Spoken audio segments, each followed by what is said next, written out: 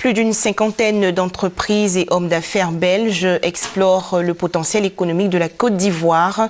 Cette action dénommée Mission économique belge multisectorielle en Côte d'Ivoire est organisée par l'ambassade belge et les industriels belges. La cérémonie d'ouverture s'est déroulée aujourd'hui à l'Hôtel Ivoire sous la présidence du ministre de l'Artisanat et des PME, Sidiki Konaté. Le point tout de suite avec Patricia Omouetia. Environ une cinquantaine de chefs d'entreprise belges sont en Côte d'Ivoire dans le cadre d'une mission de prospection économique. Le chef de la délégation, Henri Chalon, félicite le gouvernement ivoirien pour les efforts accomplis en peu de temps pour relancer l'économie nationale. La Côte d'Ivoire est entrée dans une instabilité pendant quelques années et là, on s'est orienté vers d'autres marchés qui nous intéressaient un petit peu plus. On a attendu que les choses se remettent un petit peu mieux. Et suite à la visite du président Ouattara à Bruxelles, on s'est dit maintenant, je crois que la Côte d'Ivoire, ça va redémarrer.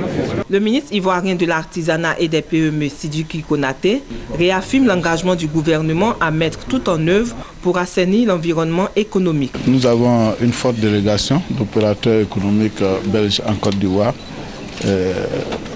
C'est un bon signal pour la Côte d'Ivoire que ce pays intéresse l'investissement international et que d'énormes opportunités existent dans ce pays. Se disant favorable pour investir en Côte d'Ivoire, l'ambassadeur du Royaume de Belgique souligne que la Côte d'Ivoire reste un pôle de croissance en Afrique. Ici, on a beaucoup de nouvelles sociétés qui s'intéressent à la Côte d'Ivoire, qui estiment que c'est en Afrique que les affaires se feront dans un avenir. Ce n'est plus en Europe, il faut s'internationaliser davantage et voilà, ça se concrétise, je l'espère, pendant cette semaine-ci. Toujours selon l'ambassadeur, la présence économique belge en Côte d'Ivoire, c'est environ 30 milliards de francs CFA au bénéfice de la Côte d'Ivoire depuis 2006.